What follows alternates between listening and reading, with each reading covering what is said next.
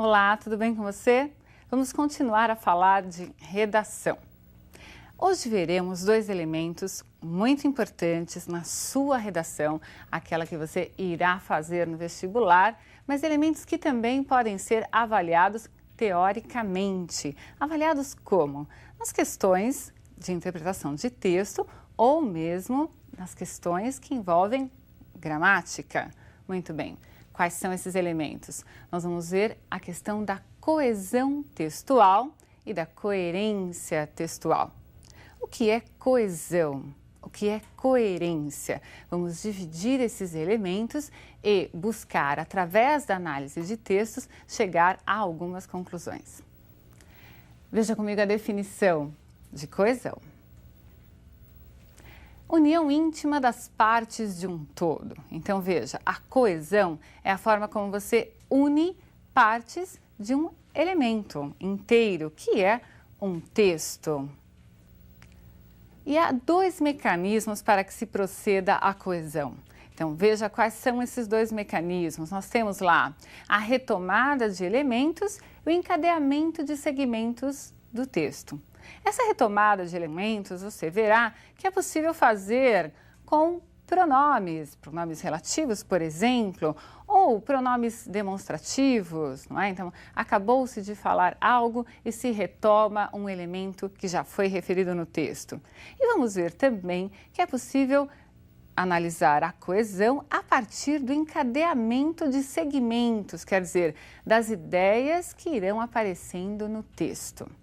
Muito bem, você viu a definição de coesão textual e quais são os mecanismos utilizados para promovê-la em seu texto e no texto de outras pessoas. O que nós vamos fazer agora é reconhecer esses elementos, entender qual é o significado que eles vão apresentar dentro do texto a partir da leitura de um fragmento do editorial da Folha de São Paulo, de 14 de março de 2002, que fala sobre a resolução, uma resolução do Conselho de Segurança da ONU, acerca da criação de um Estado palestino. Leia comigo o texto, observe os elementos e veja o significado. Pode-se argumentar ainda que o interesse dos Estados Unidos é circunstancial. O governo norte-americano teria dois objetivos: criar condições favoráveis à missão de paz de seu enviado à região do conflito e obter apoio árabe para um eventual ataque ao Iraque. Nada disso, porém, deveria minimizar a importância da resolução. Afinal, ela foi bem recebida por ambos os lados.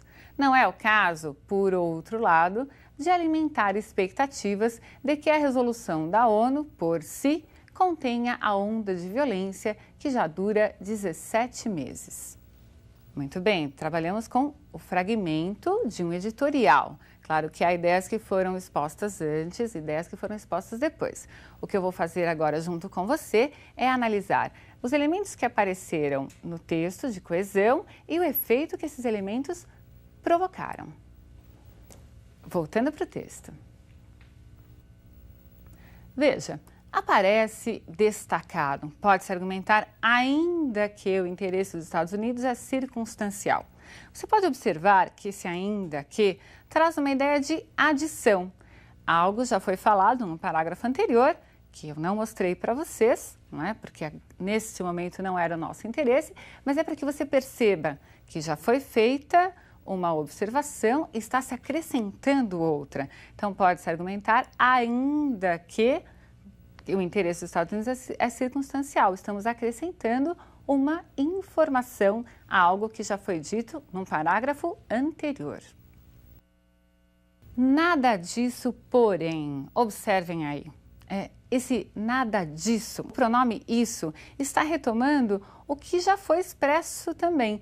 Então, poderíamos falar várias coisas sobre a proposta dos Estados Unidos, que foi aprovada pelo Conselho de Segurança da ONU, mas aí vem um nada disso, ou seja, todos os elementos anteriormente citados, levantados aí como objeções ou análises sobre essa proposta não é?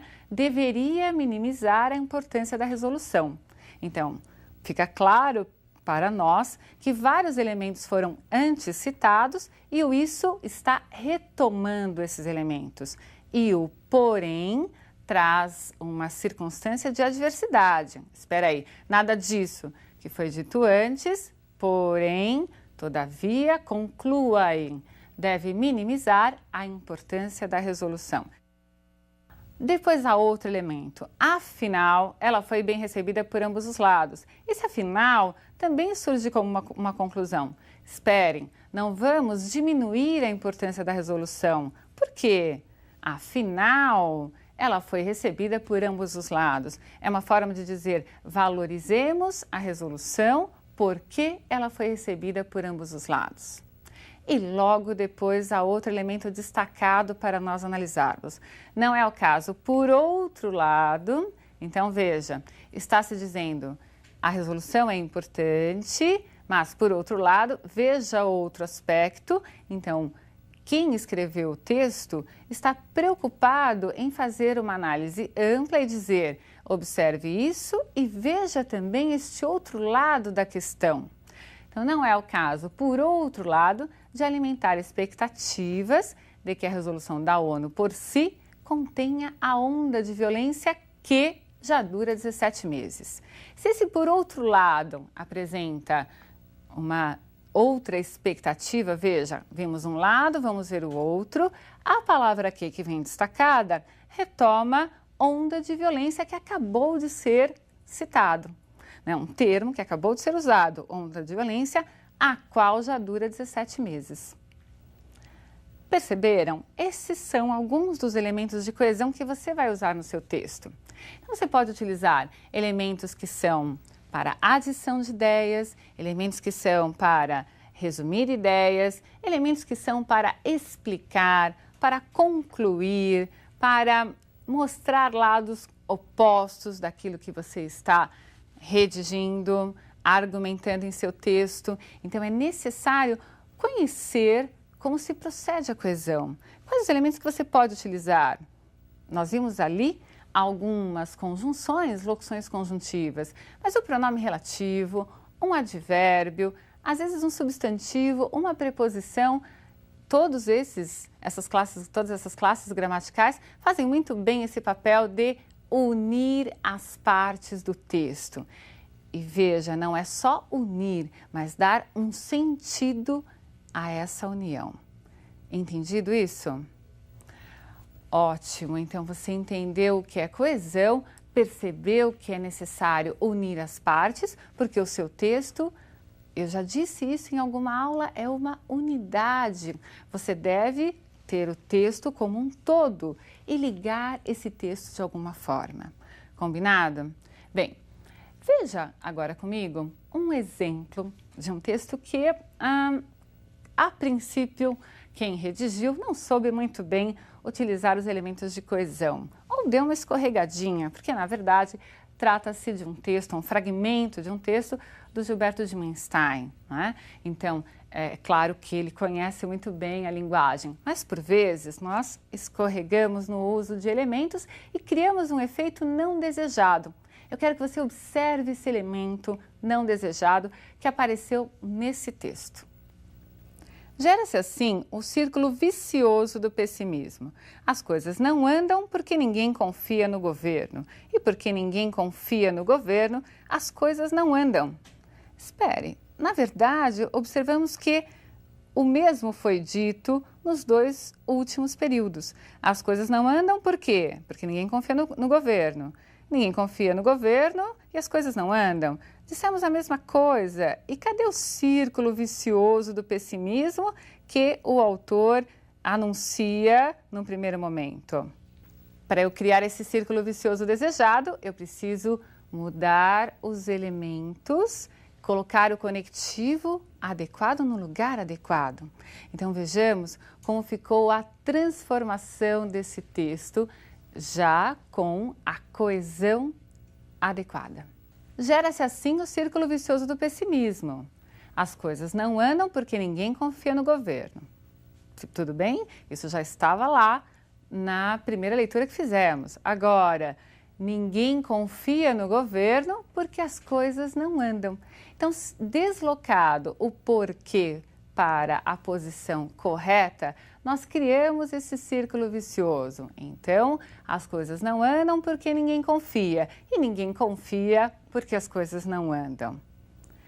Agora sim criamos o círculo vicioso e você aprendeu como um elemento de coesão pode trazer um efeito não desejado se não for devidamente aplicado no seu texto.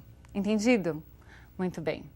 O que nós vamos fazer agora é trabalhar um pouquinho com a questão da coerência. Nós vamos ler um texto. Eu quero que você observe que houve uma troca nesse texto que tornou o conteúdo incoerente.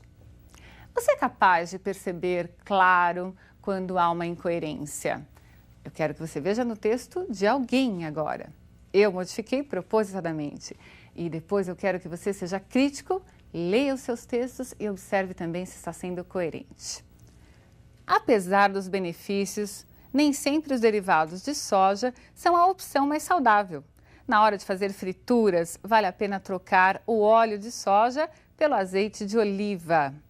A manteiga leva vantagem sobre o azeite de oliva. Esse derivado do leite é rico em gordura saturada, que tem um efeito perverso no sistema circulatório. Ela aumenta a taxa do colesterol ruim e reduz o nível do bom, HDL. Assim, facilita a agregação de placas nos vasos sanguíneos, contribuindo para problemas como o infarto. Muito bem, existe uma incoerência aí. Há um problema de ligação das ideias. Nós estamos afirmando algo e, de repente, uma informação é colocada que contradiz a anterior. Eu quero ver se você conseguiu perceber o elemento. Vou mostrar agora o que foi trocado e vou dizer para vocês também o que deveria estar no lugar. Veja, o que eu modifiquei foi essa parte que está grifada. A manteiga leva vantagem sobre azeite de oliva. Bom, se ela leva vantagem, não é coerente. Depois disso, dizer que esse derivado do leite, qual? A manteiga, é rico em gordura saturada que tem um efeito perverso no sistema circulatório. Se ela leva vantagem, ela não deveria ter um efeito perverso. Eu modifiquei essa parte propositadamente. O correto seria ver lá no texto outra frase, tal qual estava mesmo quando eu fiz essa troca. O azeite de oliva leva vantagem sobre a manteiga. Muito bem, agora dizendo que o azeite de oliva leva vantagem sobre a manteiga, é coerente o que veio depois. Aí se diz que esse derivado do leite é, na verdade, algo que vai ser prejudicial ao organismo. Entenderam então? Ótimo, você percebeu a incoerência e eu quero que depois você pratique, perceba nos seus textos. Um grande abraço para você e até a próxima aula.